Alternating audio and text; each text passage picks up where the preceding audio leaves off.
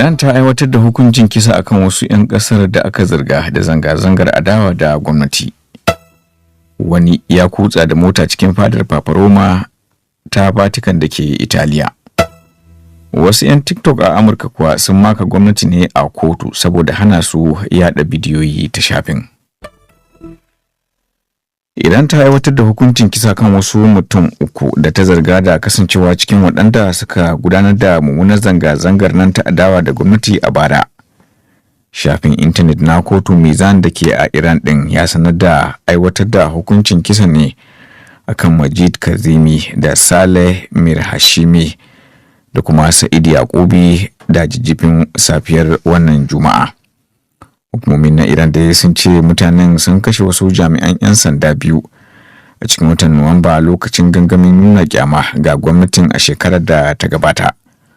Ƙungiyoyin kare haƙƙin bani Adama waɗanda dama suka yi tir da wannan hukuncin sun ce an azabtar da mutanen uku da aka kashe a yau tare da tilasta musu amsa laifi ta kafofin talabijin, sannan kuma ba a bi shari'ar yadda ya kamata ba.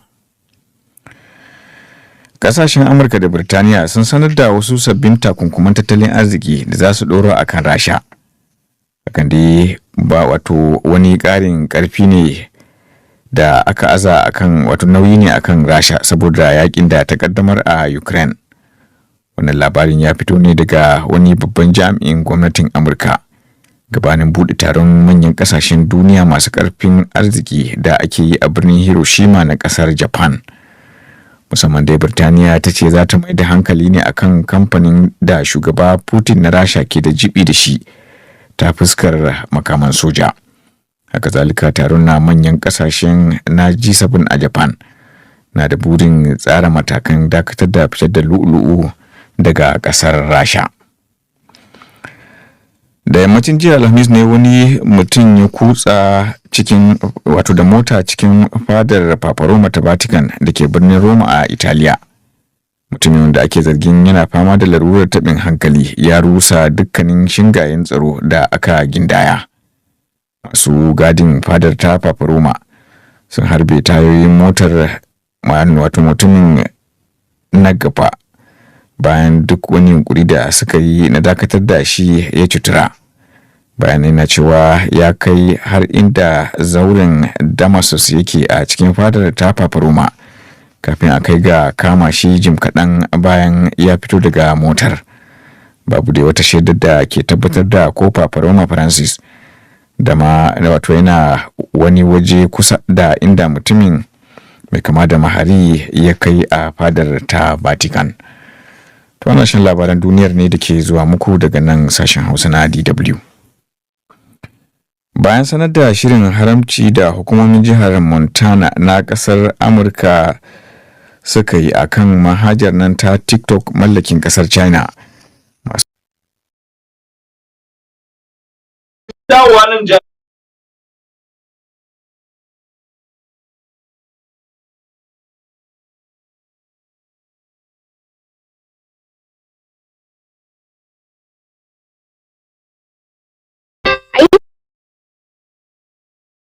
Da shafin sun garzaya kotu inda suka nuna buƙatar a sakar musu mara.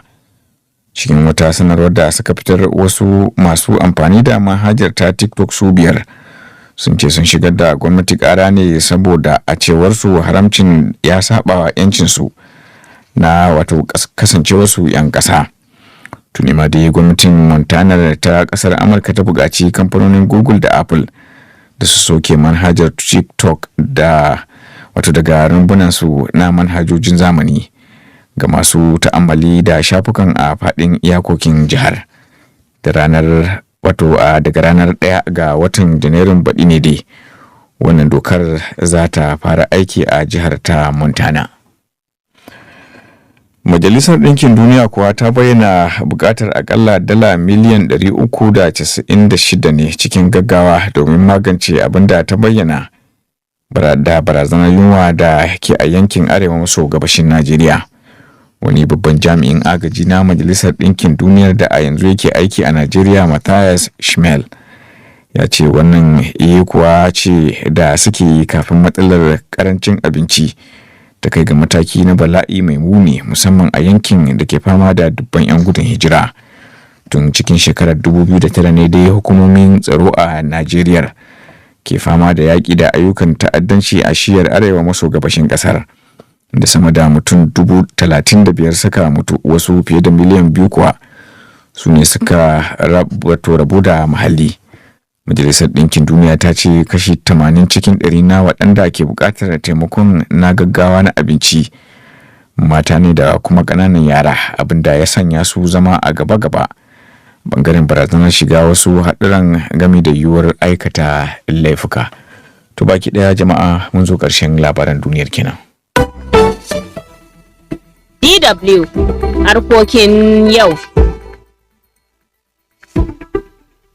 A cikin harkokin za a ji gwamnatin soja a Burkina Faso ta ƙudiri aniyar aiwatar da sauye-sauye a kan rabin mukamai na manyan ma'aikatu a ƙasar. Hakanan za mu dubi batun da ya shafi karancin abinci da hukumomi kuma ƙungiyoyin agaji ke kokawa a Najeriya. To amma yanzu za mu fara ne da batun da ya shafi ilimi a arewacin Najeriya, inda gwamnatin jihar Katsina ta kaddamar da gina makarantun boko guda 75. wanda Bankin Duniya ya tallafa domin ci gaban ilimin 'ya'ya mata a Katsinar. Bankin na Duniya dai ya ba da gudunmawar gina makarantun ne a garuruwan da aka lura sun yara ƙanana ba sa zuwa karatu saboda nisa da suka yi da makarantun. Wakilinmu Yusuf Ibrahim Jargaba ya aiko mana da ƙarin bayani. Bankin Duniyar dai ya ba da gudunmuwar gina makarantu 150 wanda yanzu aka fara ƙaddamar da gina 75 a ƙarƙashin wani shiri da ake kira Agile, wato shirin inganta ilimin 'ya'ya mata. Kuma gwamnatin jihar Katsina ce ta buƙaci tallafin Bankin Duniyar, aka gudanar da bincike kuma aka ga ya cancanta a gina makarantun.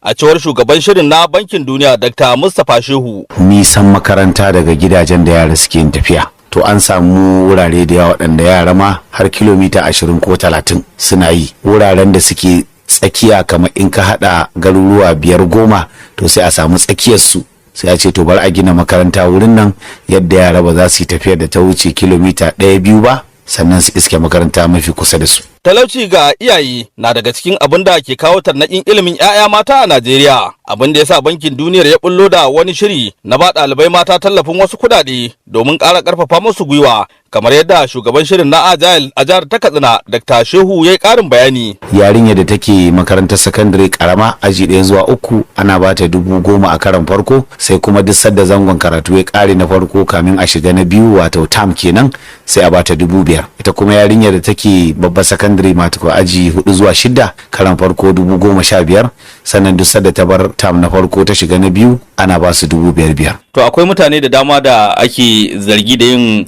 da ciki da irin wannan tallafi da ake da manufar ba masu karamin karfi, wani mataki kuka dauka don kauce haka? Akwai tsare-tsare da aka yi na tabbatar da cewa karan farko sai mahaifiyar yarinyar da yarinyar ake ba wannan tallafi hannu da hannu, kuma ba kuɗi ba ne kiri da muzukati ne na cire kuɗi wanda ake amfani da shi a banki wato ATM, kuma za a ɗauki hotunan su da uwar da mahaifiyar lokacin da ake basu domin a bibi wasu abubuwa da ka iya tahowa daga wasu ɓata gari. Gwamnatin jihar Katsina dai ta ce ta yi matukan murna da wannan gagarumar gudunmuwa da Bankin Duniya ya bada kan sha'anin ilimi a jihar, musamman ma ga 'ya'ya mata. Farfesa Badamasi Caranci shine kwamishinan ilimin jihar. Muna cikin godiya, iyayen yara ma na cikin godiya. A ce kacokam a jihar Katsina an ɗauko gina makarantu 150 domin ilimin 'ya'ya mata ya inganta. Muna roƙon wannan ci gaba da aka samu da zama kamar foundation.